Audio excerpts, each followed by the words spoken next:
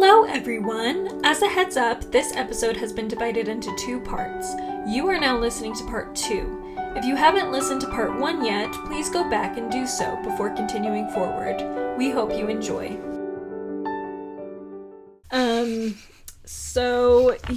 Really upsetting. And of course, the situation is I love this interaction too. Katniss ends up running away and just really stuck in the emotion of it all.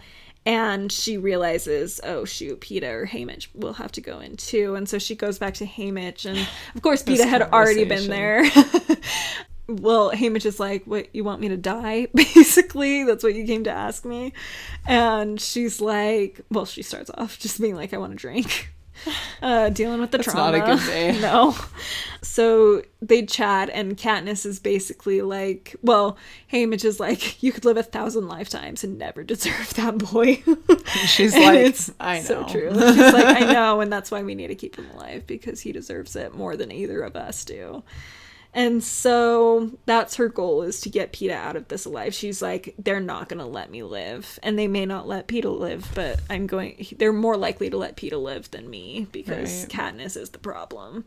There's no way she's getting out of this, for sure. And so that is their plan, is to do that. And this is where Katniss starts to kind of forget who the real enemy is in a lot of ways, because she's she's kind of given up hope for herself. And for everything, she's just kind of like, well, her main focus is to keep Peeta alive. She still has moments of being like, oh, I kind of hope that the uprisings continue because this really needs to stop and things like that. But really her focus is, I'm going to do everything I can to keep Peeta alive. I don't care who else gets hurt, is really her kind of attitude. Yeah.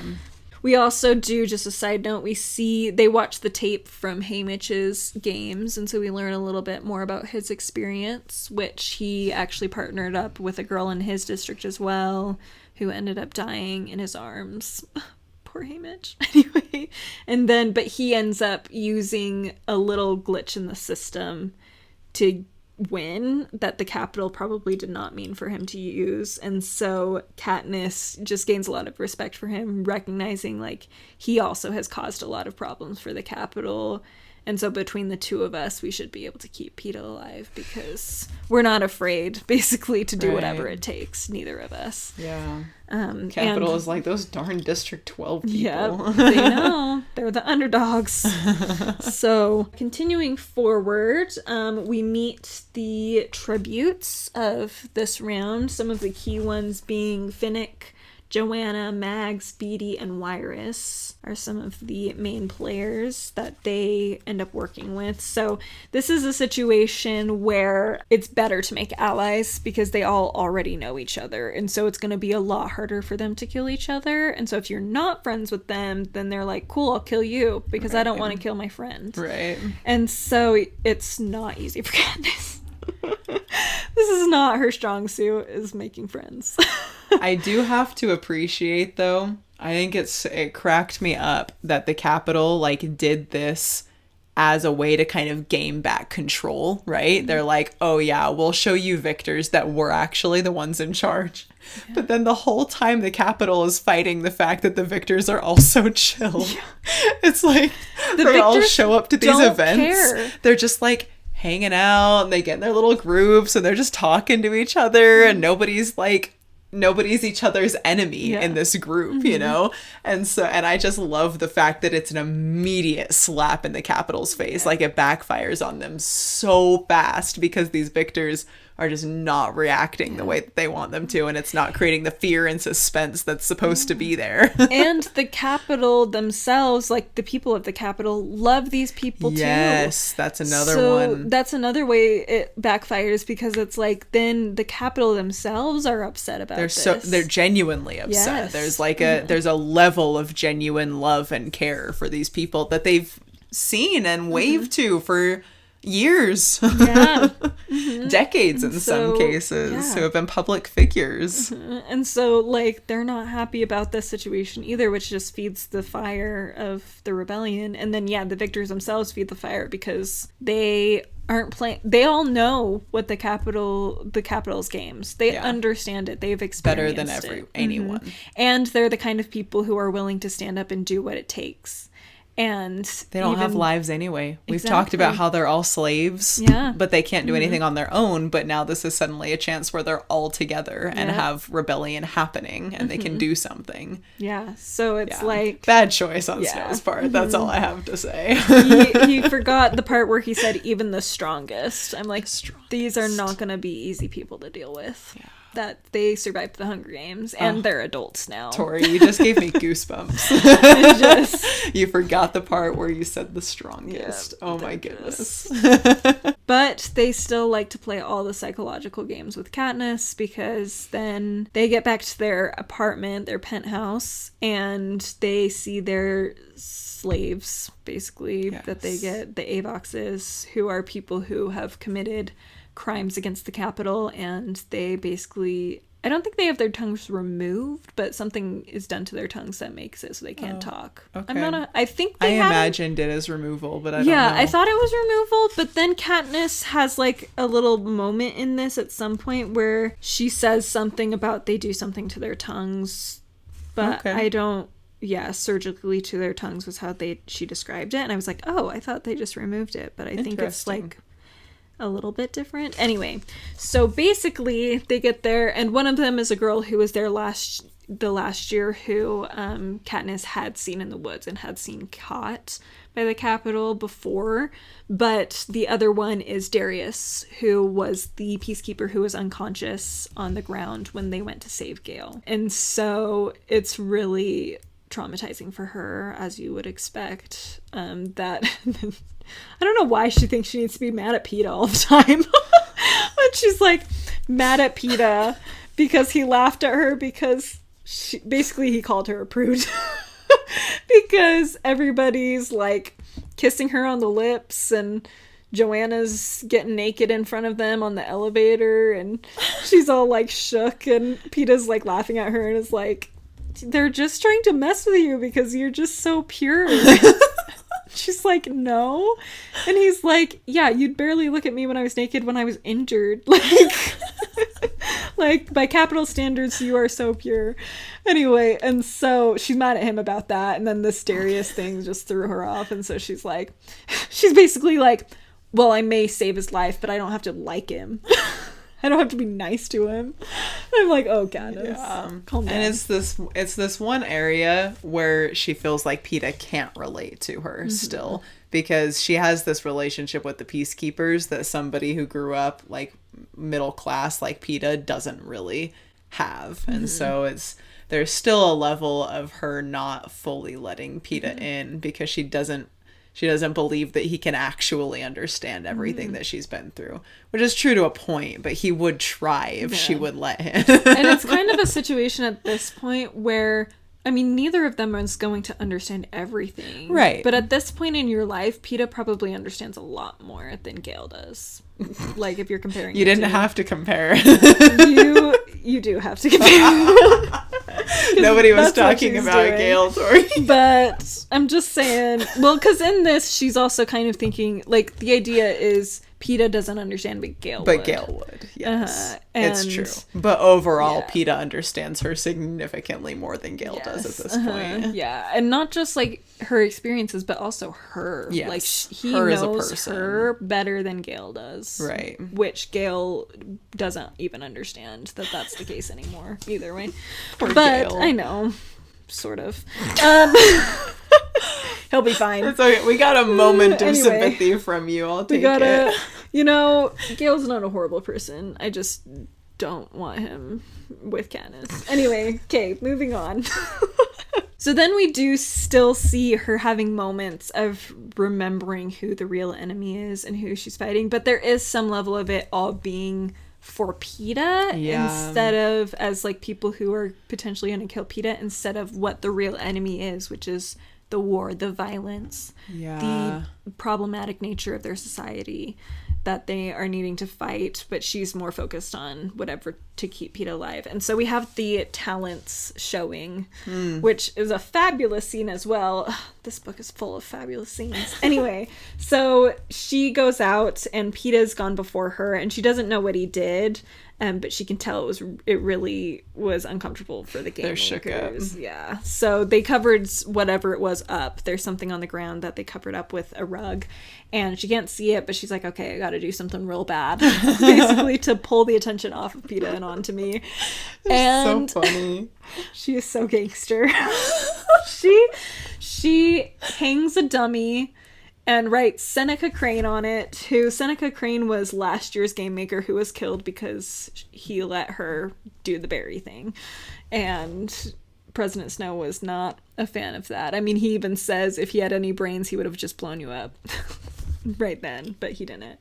And so, yeah, so it's really just a middle finger up to the game makers, and specifically. It's a reminder to the game makers that they're not safe. They're up there behind their glass box thinking, oh, Katniss can't shoot an arrow at us, but Katniss isn't their enemy either. It's a reminder to them who the enemy is, that they're not safe, that President Snow is the one who is really capable of hurting them. Yes. So again, she's recognizing who the enemy is, but she's kind of still a little twisted to where it's not quite as direct as it should be. But she's doing what she can. And we find out what PETA did. What he did was he painted Rue in all the flowers, and basically I really like how he says it. He says, I just wanted to hold them accountable, if only for a moment, for killing that little girl. And I really like that as well. And the reactions, Haymitch's reaction, he's like, whatever, you guys can go die, I don't care anymore. Haymitch is so pissed. He's like, you idiots. You guys just really, and they end up both receiving a 12, which is the highest you can go, and it's never happened before, but it's just Hunger put a Games target history. on their back. Now everybody has to kill them. So Haymitch gives up on them, but it's kind of nice for them because they just kind of end up hanging out the rest of the time. Like, I mean, the rest of the victors pretty much have been doing that most of the time. Like, they're not really training, they're just like, meh, whatever, we all survived this and we're fine, and we're all traumatized enough, it's not like we've like stopped knowing how to fight. And so some of them have struggled a lot, but I feel like it's split because some of them have kept up their fighting skills, and so they're just already prepared because they've been training for years and years and years, and then the other ones have kind of succumbed to vices a lot like Haymitch, right? And it's not like the prep time they have before the Hunger Games is actually enough time to get them off of their drug addictions and back in shape and, all of that kind of stuff. So, like, what's the point anyway? Pick your battles, basically. So, so then we go into the interviews, which is, again, so good. I'm gonna try not to keep saying an amazing scene, but they're all just great. Anyway, so we see these interviews, and Haymitch is like, all of them pretty much are trying to stop these games. They'll do everything they can to stop them, and that's why they're all saying things that are just very emotion driven. All of them are pointing fingers at the Capitol, being like, you shouldn't do this, this is terrible, this is wrong, is this even legal? Like, and the Capitol people don't disagree. Exactly. Like, it's a very emotional thing. And so by the time it comes to Katniss, she's wearing President Snow tells her to wear her wedding dress that was voted on, that she would have worn to her wedding with PETA. That was never gonna happen. And so she comes on and everybody's in hysterics, and it's basically like her interview doesn't even really happen because everybody's just so emotional seeing her in the wedding dress. But Cinna tells her to twirl just before she leaves, and so she does. It's so powerful, but also so heartbreaking. Yes, you know, because you know. So she spins, and it catches fire, and basically goes up in flames, and it's turned into a different dress. And it's a dress that looks like a mockingjay. She says, Cinna has turned me into a mockingjay, which, as you continue on in the series, you realize that's her title as a figurehead for the rebellion. And it's really, like you said, it's really sad because like, and even Katniss kind of knows, like, she knows he's not going to make it out of that one. Yeah. They're going to come for him at some point. I don't know when, but they will. Yeah. And in the movie, I I love watching people react to these movies because they're just so dramatic, and all the plot twists and everything, they're just so great. And everybody is always like, it shows President Snow watching, and it does like, Cinna, take a bow, and like zooms in on him on the TV, and President Snow like closes his book and sets it down while he's watching, and everybody who watches it is like, oh, he's dead. Like, it just makes it very clear, like, oh yeah, President Snow noticed. In no way. He's gonna go down for that. And but it's still like Cinna, it's this first moment where she becomes the Mockingjay in front of everyone. He uses the Capitol's televised services to spread her name everywhere, you know, and it's like, so like, it was necessary. It was so beautiful. I love so Rebellion. Yes. I love Rebellion. And in a lot of ways it spurs her on too, as the time goes on, to want to make that impact, because Cinna kind of pushes her into it, and really he does this, and it's a sacrifice so that so much more good can happen. Like, in some ways I think of just all the prophets in the scriptures who do, Abinadi in the Book of Mormon, who does this thing that he knows he's gonna die from, but he also knows it needs to happen because it's gonna push someone to do what's right and to continue on in the work. And that's what Cinna's doing, is he stands up in front of the Capitol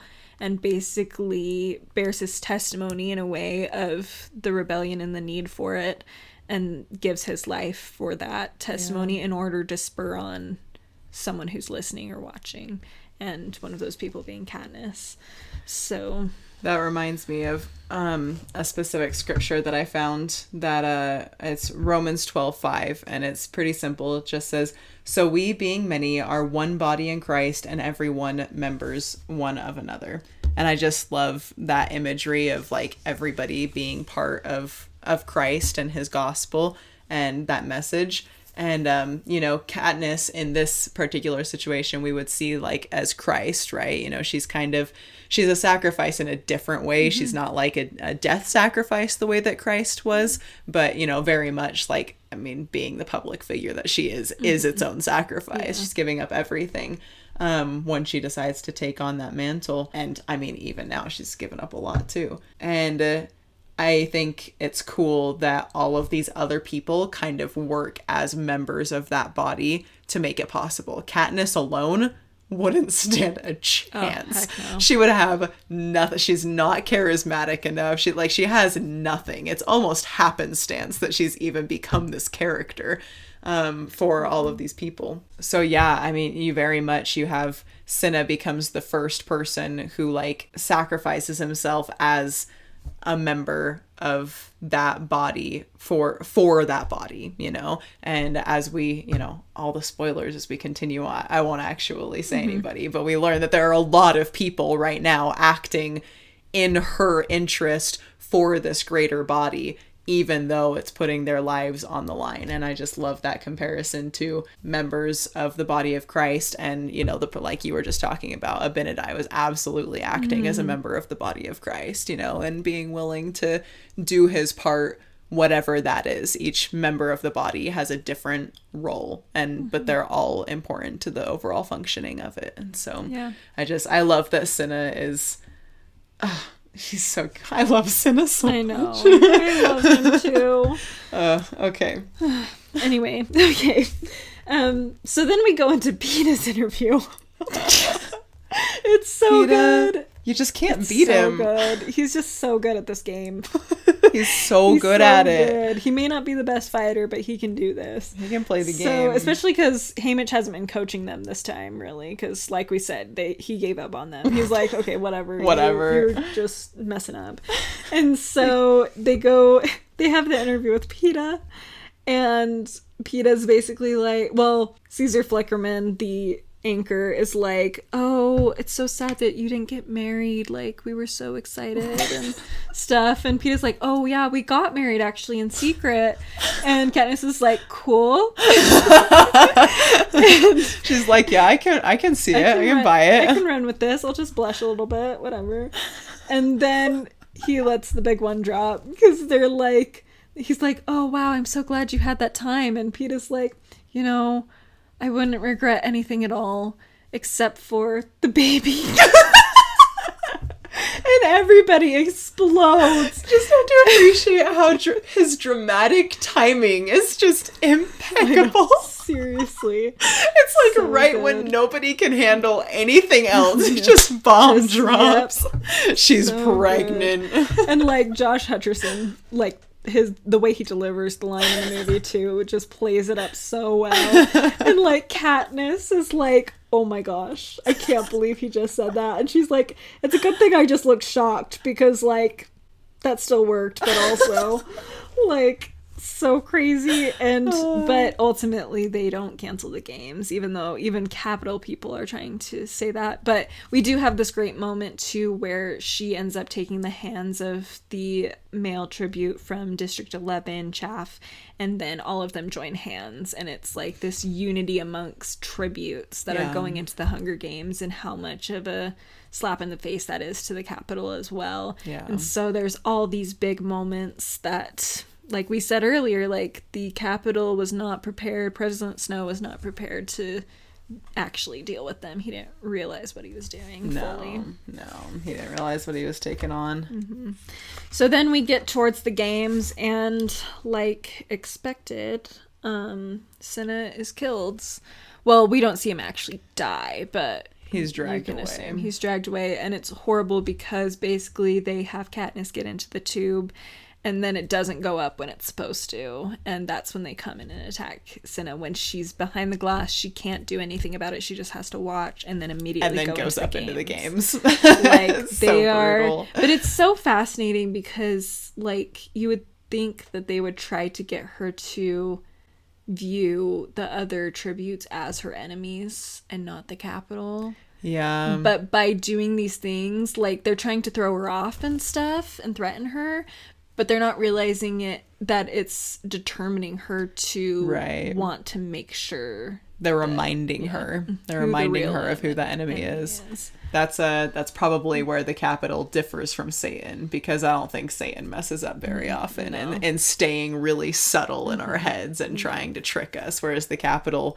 panicked here and started making some dumb decisions. Yep. And just reminded her. And I think the power behind that, as far as all of this goes, is the best way we can recognize Satan and recognize the enemy that we're fighting. The true enemy we're fighting is by being close to Christ and doing those things that keep our relationship with him up.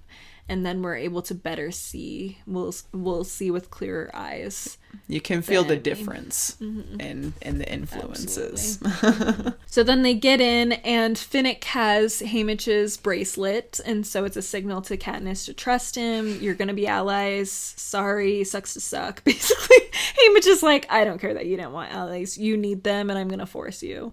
And so Finnick and Mags, who's from his district, an older lady, go together with Katniss and Peeta. And Katniss is really struggling with this whole situation. Finnick is the pretty boy, Victor, like all the ladies love him. He's young still.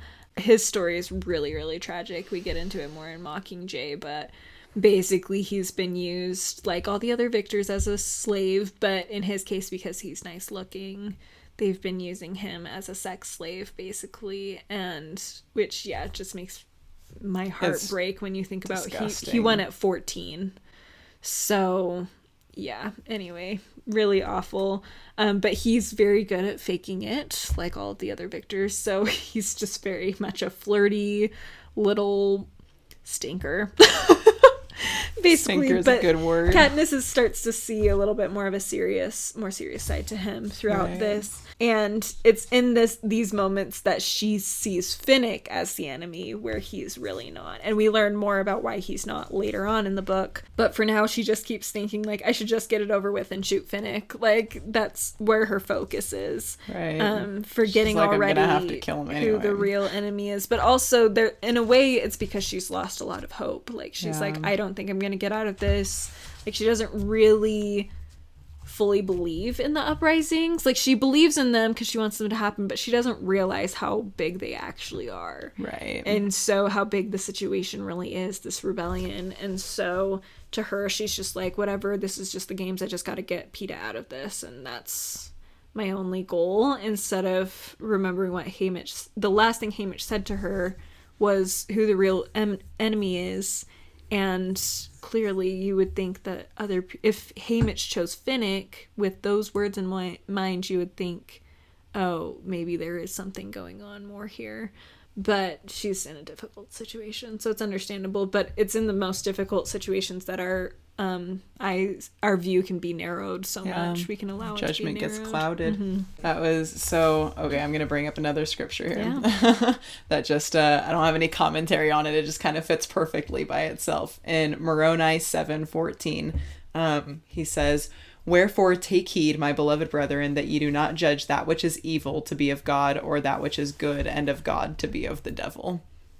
Mm-hmm. And I mean, that's Finnick to a T. You know, she can't look past her her judgments of everybody, and yeah, just wrongfully judging. Yeah. Mm-hmm, absolutely.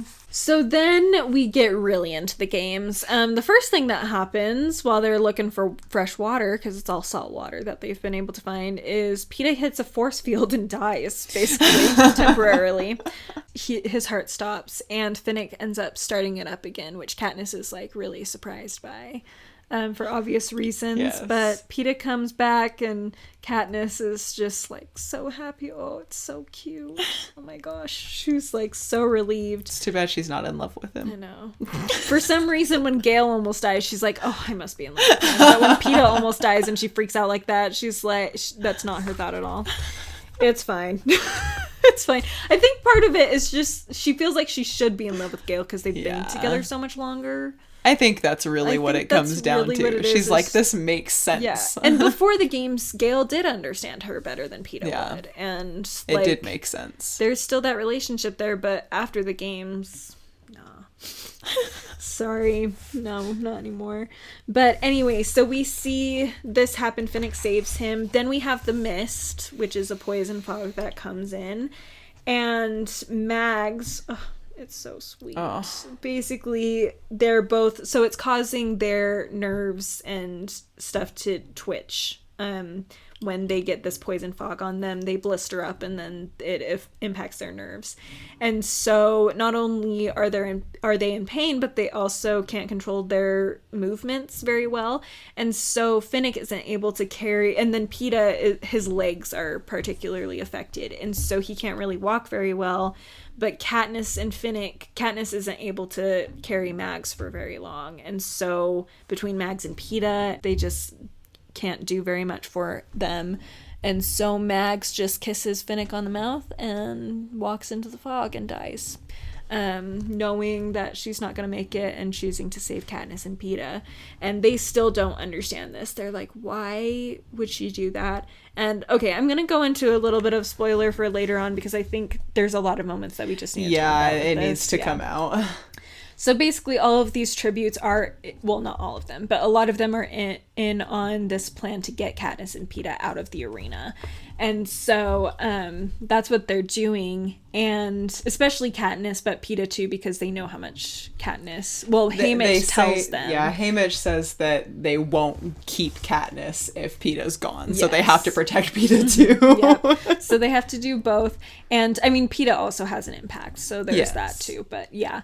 And so Mags is the first to... Well, Finnick by saving Peeta. And then Mags gives up her life because they are all remembering who the enemy is. Yeah. The enemy isn't each other. The enemy is the Capitol and the violence that's come through these games. And so they are willing to sacrifice themselves to defeat that evil. Cinna and then Mags. Mm-hmm. Awesome. Yeah, Cinna, Mags, and then a little bit later. Before that, before moving on from that, it's actually one thing that I don't like in the movie. Mm-hmm. I think it's a great movie. Mm-hmm.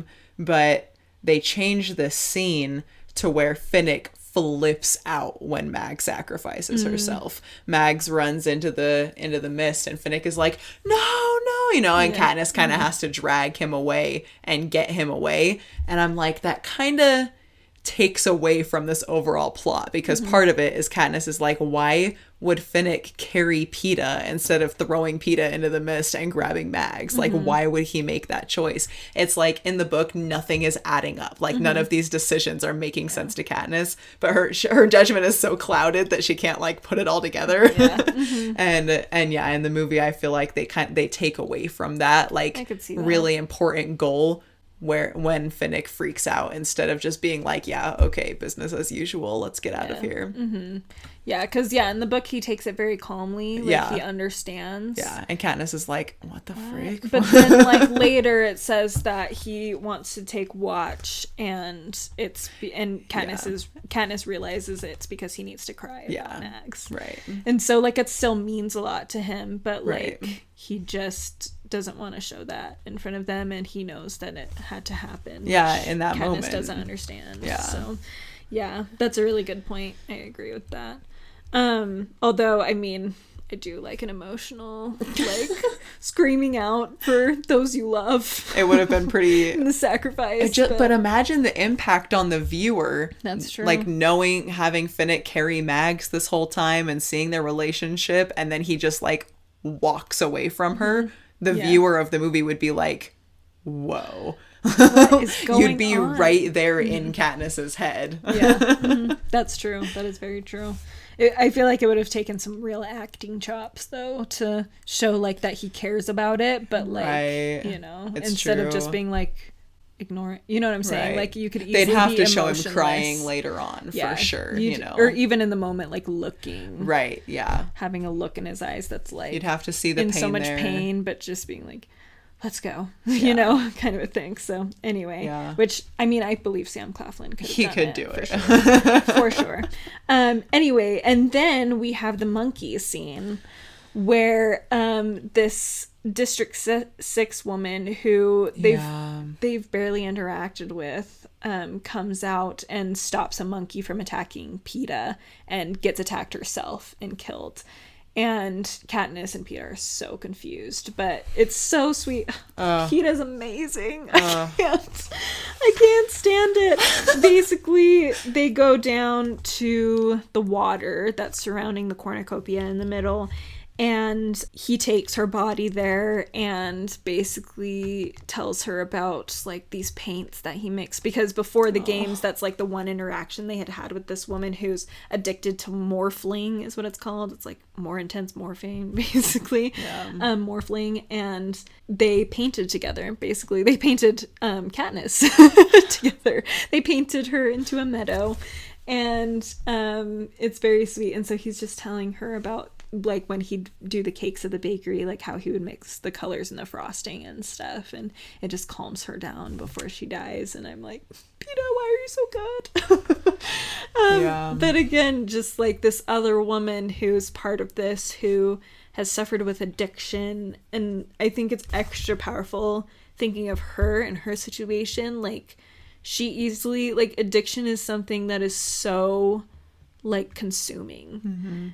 And the fact that she is in this, probably suffering withdrawals, probably just suffering in general, because she's in the freaking Hunger Games again, where it's like childhood trauma is the Hunger Games, and she's back there as an she's adult being taken off of her drugs, going through withdrawals, which is leaving her more susceptible to memories of that trauma coming back to repeat themselves. Yeah, it's so bad. It's terrible. But then sacrificing herself for a greater cause is just so amazing. Like, I love it. And I love that it goes to show, that whole idea of connecting it with remembering who the enemy is. I think sometimes we see our enemy as people who are maybe making choices we don't agree with, or people who are in a very different state of life to us, often due to their own choices, whatever that may be. And I think her being an addict, a drug user, is a beautiful portrayal of someone who, yes, has their difficulties, but even they are close enough to a sort of spirit to recognize truth and what's really important. Yeah. these drug addict characters kind of freak Katniss out. They're kind of these like scary, weird alien creatures throughout the whole like it's preparation really for impacted the their Hunger bodies Games. and They're gaunt looking. I don't remember the exact descriptions, but just kind of scary looking. So she stays away from them, and they're just kind of creepy. And so it's not like an overt judgment where she abuses them or disrespects them verbally in any way, but it's definitely a judgment, and then she kind of has to rethink that later when she realizes that they were there doing something, I mean, even greater than she was. Absolutely. And then we end up meeting up with Joanna, Wyrus, and Beatty, and they talk about blood rain that came down. So there's just all these things happening in the arena, and we discover Wyrus keeps saying TikTok and over and over, and it's super annoying to Joanna. Which I can't get behind enough. Joanna, not gonna Really? lie. Oh my gosh. I I'm think like, she's such a fascinating character. Shush. Stop talking. You're too angry.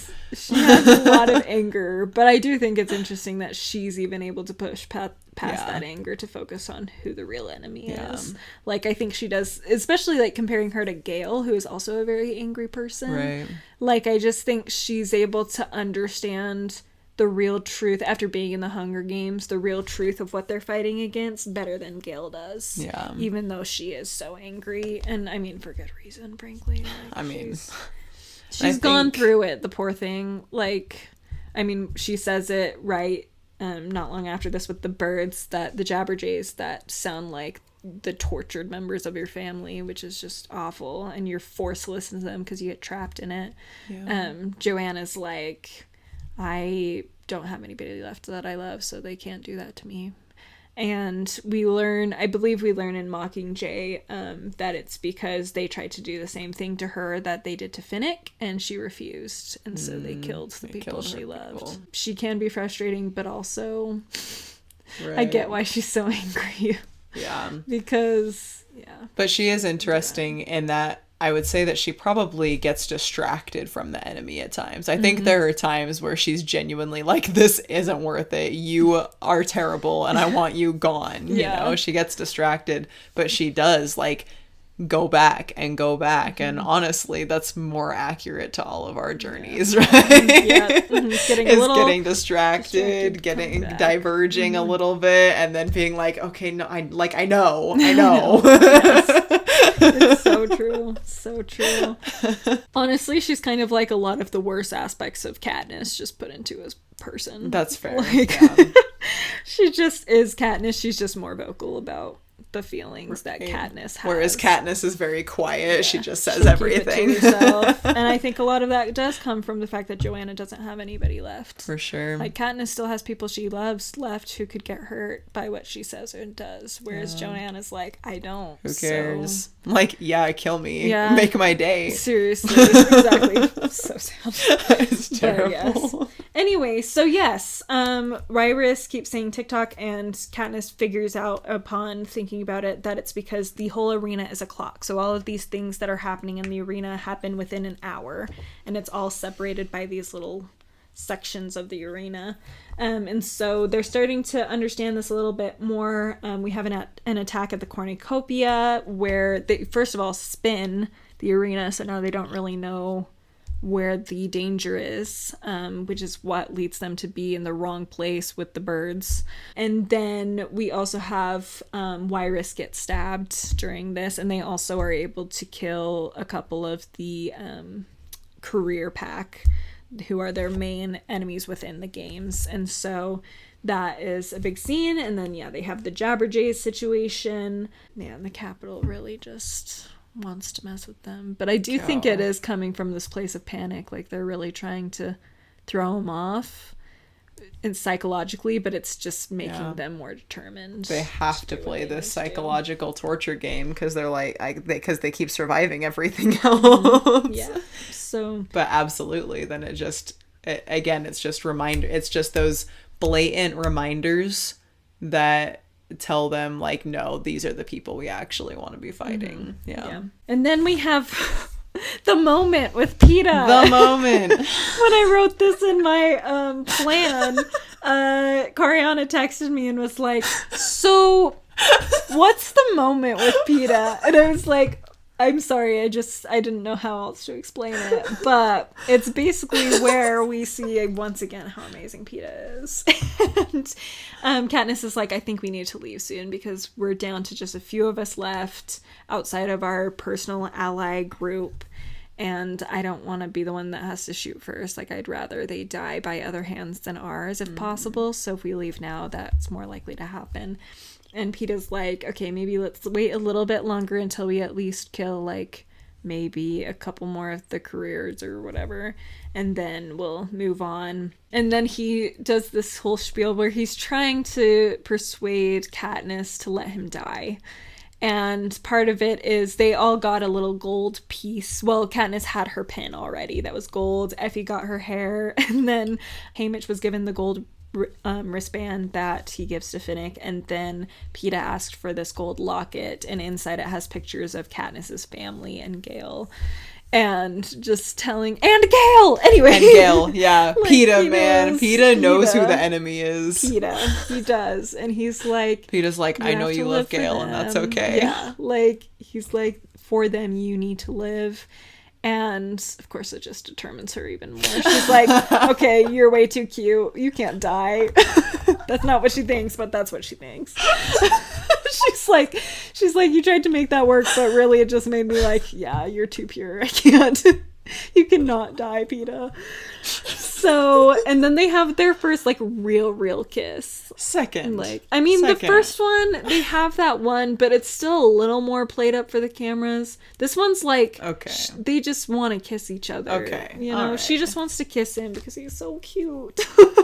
I love when she's like, he's gonna launch into a speech about Prim and that's no good at all, so I'm just gonna kiss him before he starts talking. Yep, she's like, no. So they just kiss and it's just so cute. I love it so much. And the score in the movie just makes it even better.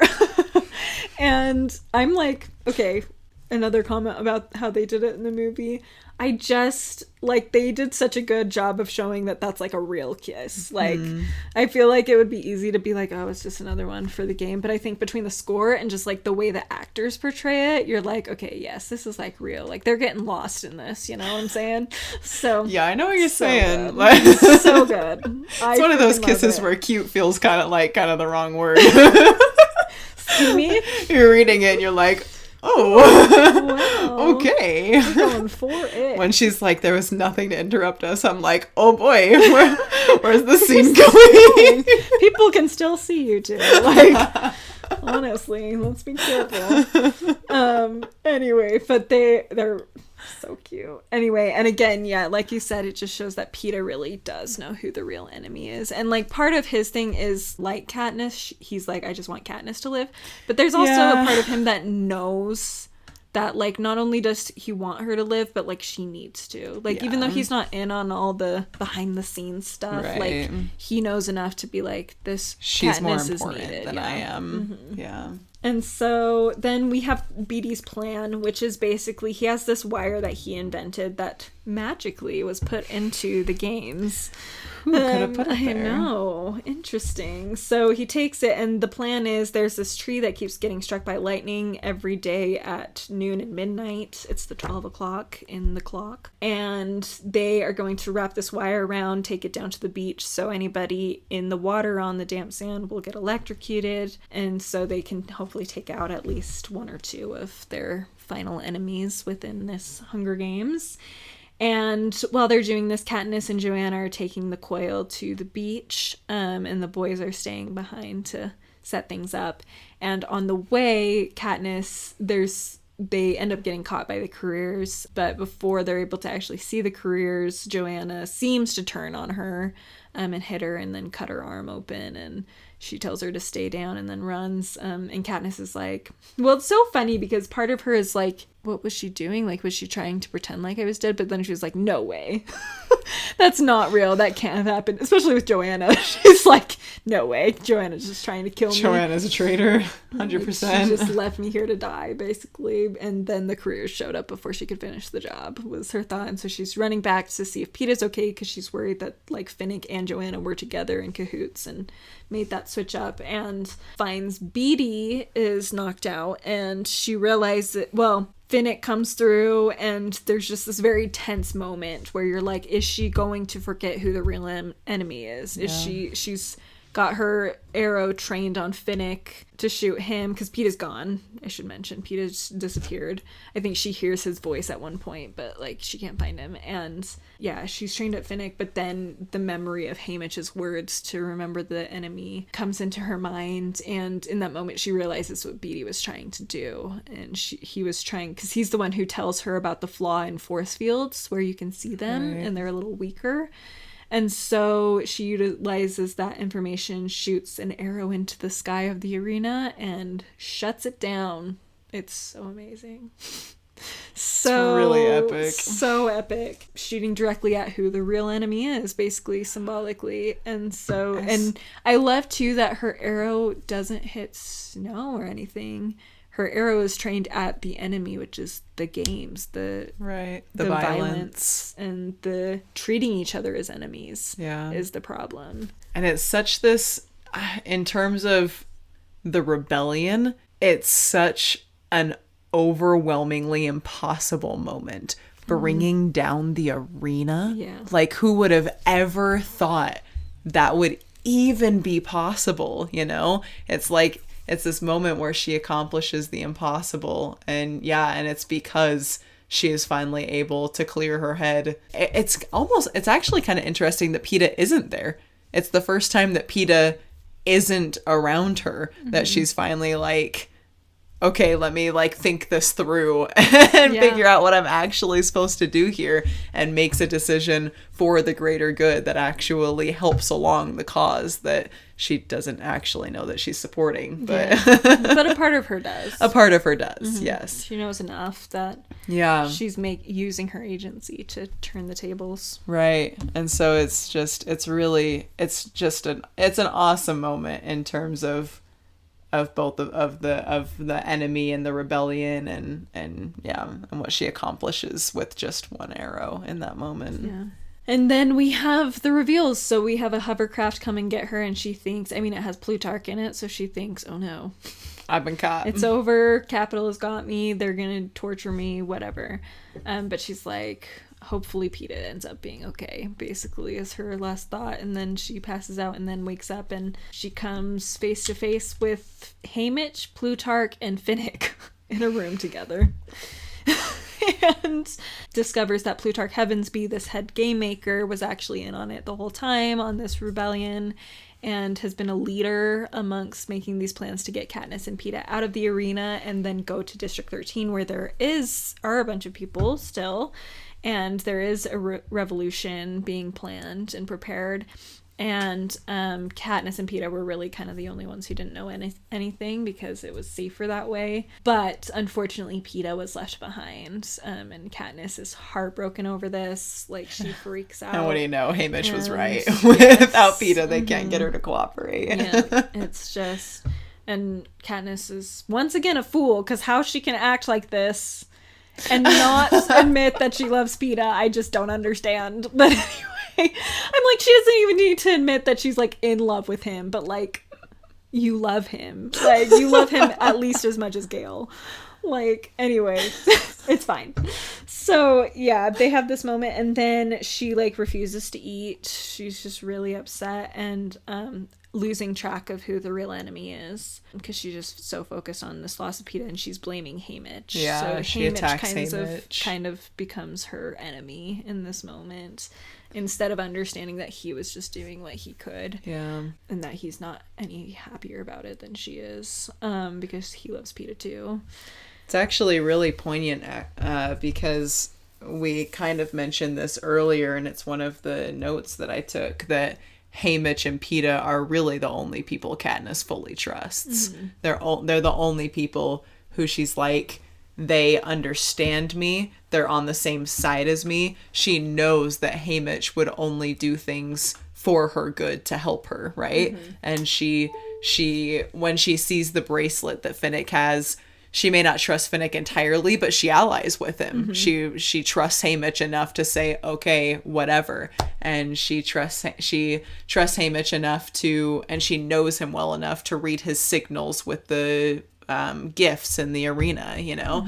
And so it's a real betrayal that she senses that turns her, and she allows that focus on PETA rather than on everything else to get in her head and make her forget that Haymitch is actually one of the two people in the world that she knows and understands entirely and perfectly and can trust with everything. Yeah. Absolutely. It's so true.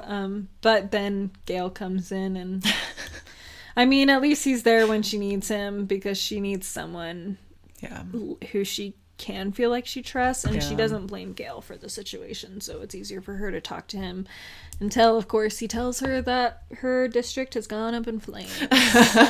So yes, the blows keep coming. The last sentence is, there is no more District 12 from Gale.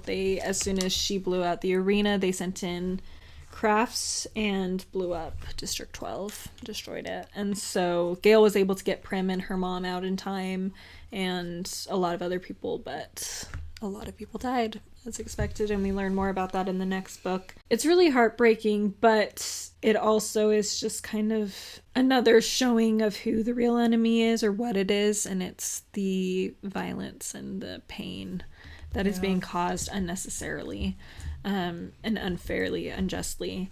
And I do want to end this. We've talked a lot about recognizing enemies and recognizing when people aren't enemies, that we are on the same side. And I want to wrap it up with a thought about what exactly we are trying to build within within this big battle of ours, the spiritual battle of ours against sin and the people who advocate for sin, those actions that advocate for sin, and then Satan and his followers. What we're building is Zion, is a place where we are of one heart and one mind, like you brought up earlier. There's a talk by Elder Bednar, I believe, from this last general conference in April, and it is titled, "Put on Thy Strength, O Zion." And he quotes a scripture. It is Doctrine and Covenants 82 verse 14. Oh, I guess it is Isaiah 52:1, and then he does Doctrine and Covenants. And he says, "Awake, awake, put on thy strength, O Zion, for Zion must increase in beauty and in holiness. Her borders must be enlarged, her stakes must be strengthened. Yea, verily I say unto you, Zion must arise and put on her beautiful garments." And I think very symbolically in this series, that's what they're trying to do, is build up a Zion here on earth and get away from all of the tragedy and pain of the past and try to create a just and merciful, an equally just and merciful place where it's beautiful. And that's what they're trying to build through sacrifice, through remembering what they're actually fighting for and against, and by being unified as a people regardless of differences. And Katniss is still learning that, as there's so many of the other characters in this series, but that's part of what Zion is learning that, learning how to be united.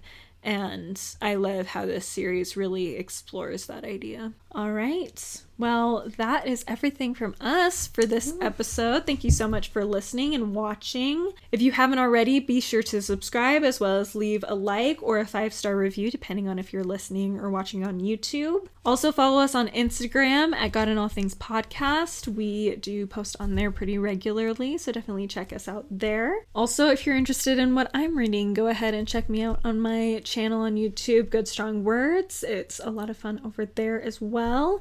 And I think that will do it today. So in a few weeks, we will come back to you with Mockingjay. So we'll get to that. We'll probably do at least one other episode in between and then come back to it. So look forward to that.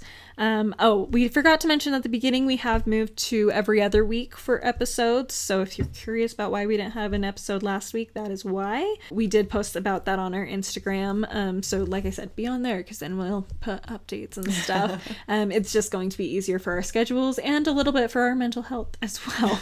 So we decided to break it up. But anyway, like I said, thank you so much for watching and listening. We hope you are having a wonderful day. Keep remembering to see God in all things, and we will see you next time. Bye. Bye.